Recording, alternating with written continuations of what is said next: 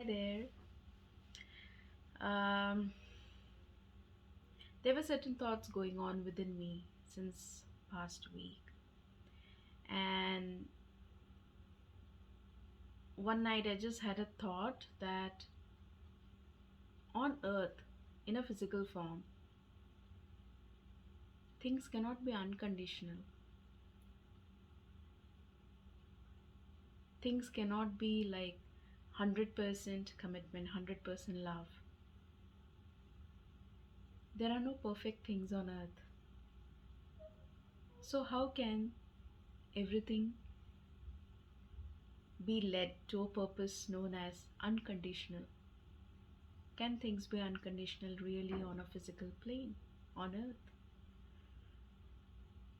And if the answer is yes, then why was Earth created in the first place? Because if unconditional, being completely compassionate, 100% compassionate, is a possibility on Earth, then I guess what is the universe? What is the soul realm? What is the divine world? If Earth can have a purpose or a goal as a perfect, unconditional nature. So, I guess the way I began itself must have given you a thought to think about further. And what I realized is that on earth, everything is about give and take, everything is about reciprocity. It's a reciprocal relationship which is going on. I was also thinking about my own relationship, that's with my spouse.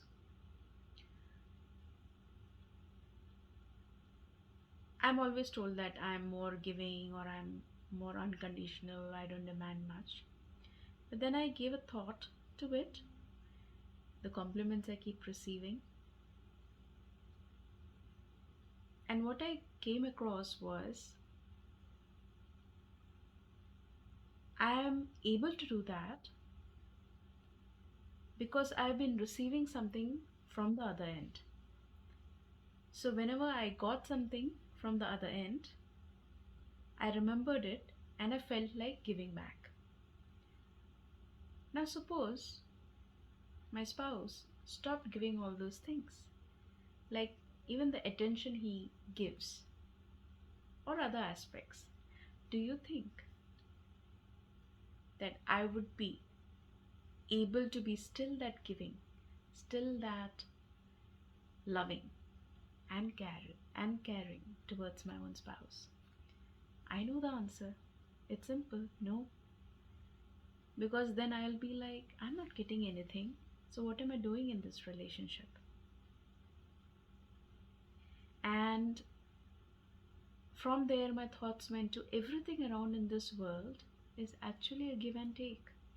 No matter how much um, one feels that, oh, I love someone unconditionally, I don't have any conditions on that person while loving. They're just living in an illusion, an idea they think is true.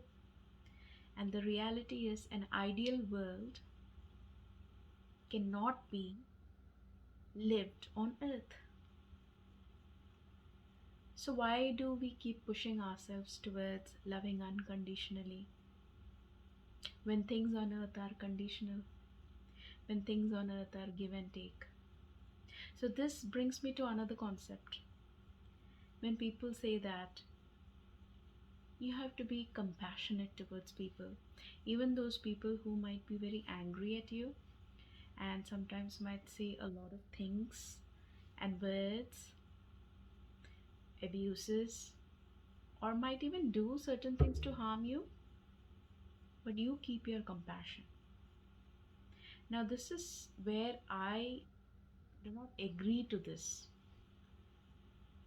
because, in my opinion, if someone is harming you verbally, physically or in any other manner financially,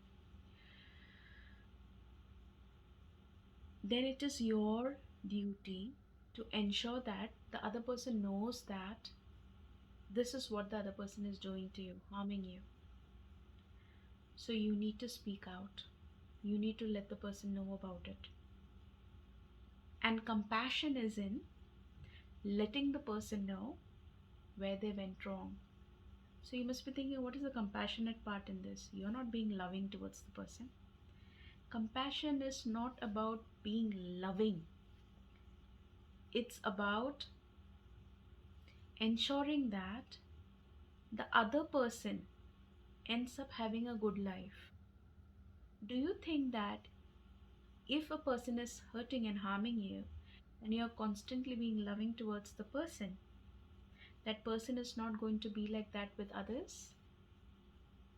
If that was the case, go ahead with that solution. But you too know that until and unless the other person who is hurting and harming you goes through similar experiences in his or her life, they do not realize what they have been doing. And the second part over here, which I wanted to say is, do you think that the divine God or the universe or whoever you believe in is going to actually enter earth and let the person know that, hey, you have been hurting this person a lot, you have been harming this person, so stop doing that? Do you think that the universal divine is going to come down to earth and keep doing or saying or providing messages to each and every human like that? I don't think so. I think the universe has given each one of us a capacity, a potential to do what needs to be done. So, the compassionate part over here is you let the person know what they need to change, what they need to work upon. Of course, do not expect that they will understand you or they will start to change. Your role is to bring a mirror in front of those people. That's it. And that is compassion. Because you are, through your feedback, giving that person an opportunity to look into their own self, to look into their own behavior. That is also compassion. So, although I began with the topic that everything on earth is about give and take, and I came to this topic of tolerance of others' behaviors and still being 100% compassionate. So, I just wanted to make you understand that there is nothing 100% as a possibility on earth. Earth as a physical